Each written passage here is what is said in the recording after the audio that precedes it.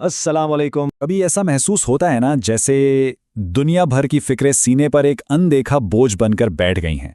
अच्छा, तो आज हम एक ऐसी ही कहानी सुनेंगे। एक नौजवान था, इब्राहिम। उसकी जिंदगी भी कुछ ऐसी ही थी। रोजमर्रा की भागदौड़, मुस्तकबिल की टेंशन और बस जिंदगी की कश्मकश में उलझी हुई। और इसी कहानी के जरिए ना हम एक बड़े अजीब से सवाल पर गौर करेंगे। सवाल ये है कि क्या कोई छोटी सी चीज पहाड़ों से भी ज्यादा भारी हो सकती है? कैसी पहेली है ना ये। लेकिन इसका जवाब वो हमें इब्राहिम की कहानी में ही मिलेगा। तो इब्राहिम का हाल, जैसा कि मैंने बताया, कुछ ठीक नहीं था। उसका दिल ना हर वक्त बस परेशानियों में डूबा रहता था। काम का स्ट्रेस, आगे क्या होगा उसकी फिक्र और रोज की जद्दोजहद। इन सब चीजों ने उसके सुकून को ऐसे छीन लिया था जैसे आप समझ लें दिन की रोशनी को अंधेरी रात निगल जाती है। तो आखिरकार थक हार के कुछ रहनुमाई की तलाश में वो अपने गांव के एक बुजुर्ग हाफिज साहब के पास जा पहुंचा। और मंजर क्या था? हाफिज साहब एक बाग में बैठे थे, बिल्कुल पुरसुकून, और अपनी तस्बीह पर कुछ पढ़ रहे थे। उनके चेहरे पर जो इत्मीनान था ना, वो इब्राहिम की बेचैनी का बिल्कुल उलट था। एक अजीब सा कॉन्ट्रास्ट था। और बस यही वो मोमेंट था, वो लम्हा जहां से इब्राहिम की जिंदगी हमेशा के लिए बदलने वाली थी। हाफिज साहब की सिर्फ एक नसीहत उसकी पूरी कहानी का, आप कह लें, टर्निंग पॉइंट साबित हुई। इब्राहिम ने अपना सारा हाल उनके सामने रख दिया। हाफिज साहब ने पहले तो उसे गौर से देखा, फिर हल्का सा मुस्कुराए और बोले, बेटा, तुम्हारे पास तो वो खजाना है जिससे फरिश्ते भी महरूम हैं, लेकिन तुम उसे इस्तेमाल ही नहीं कर रहे। अब यह सुनकर इब्राहिम तो बिल्कुल हैरान रह गया। उसके दिमाग में बस एक ही सवाल घूम रहा था, खजाना? आखिर ये कैसा खजाना है जो मेरे पास है और मुझे पता तक नहीं? तो चलिए अब हम सब मिलकर उस खजाने से पर्दा उठाते हैं। वो दो अल्फाज, वो दो कलमात जो रहमान को सबसे ज्यादा पसंद हैं और जिनमें शायद हम सब की निजात छुपी हुई है। हाफिज साहब ने फिर वो दो कलिमात पढ़े, सुभान अल्लाही व बिहम्दे सुभान अल्लाहिल अज़ीम। और फिर उन्होंने बताया कि रसूलुल्लाह सल्लल्लाहु अलैहि वसल्लम ने फरमाया था कि दो कलमे ऐसे हैं जो जुबान पर तो बहुत हल्के हैं, लेकिन क़यामत के दिन मीज़ान में यानी तराजू में बहुत भारी होंगे और रहमान को बहुत बहुत ज्यादा महबूब है।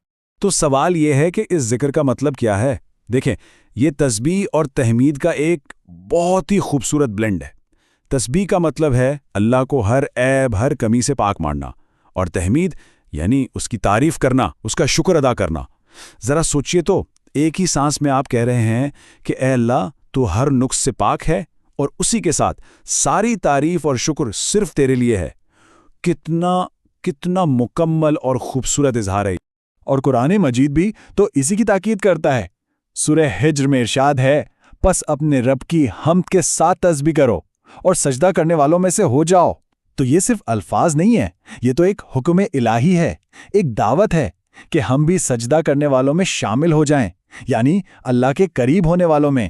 लेकिन कहानी यहाँ खत्म नहीं होती।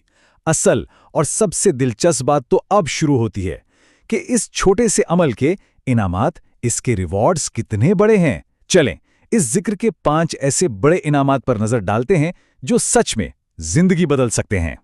सबसे पहला और शायद सबसे बड़ा इनाम, जरा तसव्वुर कीजिए, क़यामत का दिन है, आमाल तुल रहे हैं और आपके आमाल का तराजू सिर्फ इन 2 कलमात की वजह से नेकियों से झुक जाता है। वो कलमात जिन्हें इस दुनिया में कहने में चंद सेकंड भी नहीं लगते थे। फिर आता है दूसरा इनाम, गुनाहों की माफ़ी। हदीस में आता है कि जो दिन में सिर्फ 100 मरतबा सुभान अल्लाह व बिहम्दिही कह ले, उसके गुनाह माफ़ कर दिए जाते हैं, चाहे वो समंदर की झाग के बराबर ही क्यों ना हो। और करना क्या है इसके लिए? बस 100 बार ये कहना है, शायद 5 मिनट भी ना लगे। अच्छा, तीसरा इनाम है रिज़्क में कुशादगी, क्योंकि जो अपने रब को याद करता है, रब उसे कभी नहीं भूलता। चौथा इनाम, ये वो है जिसकी इब्राहिम को सबसे ज्यादा जरूरत थी, दिल का सुकून, क्योंकि अल्लाह का जिक्र ही तो है जो दिलों को इत्मीनान देता है। और पांचवां इनाम ये है कि ये एक ऐसी इबादत है जो आप हर वक्त हर जगह कर सकते हैं। तो एक बार फिर से देखते हैं, अमाल के तराजू में भारी, गुनाहों से माफी, रिस्क में बरकत, दिल को सुकून, और एक ऐसी इबादत जो कभी रुकती नहीं। अब हो सकता है आप सोच रहे हो कि यार ये सब तो बहुत अच्छा है, आसान भी है, लेकिन इस मसरूफ जिंदगी में इसे अपनी आदत कैसे बनाएं? वेल, अच्छी खबर यह है कि ये बिल्कुल मुश्किल नहीं। आइए कुछ बहुत ही आसान तरीके देखते हैं। देखें, गाड़ी चला रहे हैं, रेडियो की जगह इसे पढ़ें, कहीं इंतजार कर रहे हैं, डॉक्टर के क्लिनिक में, ट्रैफिक में फंसे हुए। इस वक्त को ज़ाया करने के बजाय नेकियों का खजाना बना लें। जब कोई खुशी मिले तो शुक्र में कहें, और अगर कोई गम पहुंचे तो अल्लाह की तरफ रुजू करने के लिए कहें। यही छोटे छोटे लम्हात मिलकर आपके लिए नेकियों का पहाड़ खड़ा कर सकते हैं। और हाँ, सबसे ज़रूरी बात, अपने घर वालों को, अपने बच्चों को भी सिखाएं, ताकि ये नेकी, ये सिलसिला नस्ल दर नस्ल चलता रहे। तो वापस आते हैं इब्राहिम पर। उसने हाफिज साहब की नसीहत को सिर्फ सुना नहीं, बल्कि उसे दिल से लगा लिया। और फिर कमाल हो गया। कुछ ही दिनों में उसकी बेचैनी एक गहरे सुकून में बदलने लगी, और वो जो बोझ था ना उसके सीने पर, वो एक अजीब से हल्केपन के एहसास में तब्दील हो गया। ऐसा लगा जैसे बरसों बाद उसने पहली बार खुली फजा में सांस ली हो। और इस तरह सिर्फ 2 छोटे से अल्फाज ने इब्राहिम को परेशानी के अंधेरों से निकालकर सुकून के एक नए सफर पर डाल दिया। जब इब्राहिम दोबारा हाफिज साहब से मिला उनका शुक्रिया अदा करने के लिए, तो उन्होंने मुस्कुराकर एक ऐसी बात कही जो इस पूरे सफ़र का निचोड़ थी। उन्होंने कहा, बेटा, ये कोई मुश्किल काम या रियाजत नहीं, ये तो मोहब्बत की बात है। ये अपने रब से बातचीत का एक बहुत सादा मगर सबसे गहरा और खूबसूरत जरिया है। तो इस पूरी कहानी का आखिरी सबक क्या है? ये कि ये 2 कलिमात सिर्फ अल्फाज नहीं हैं, ये वो खजाना है जो अल्लाह ने हम सबको दिया है। ज़बान पर हल्के मगर तराजू में पहाड़ों से भी भारी।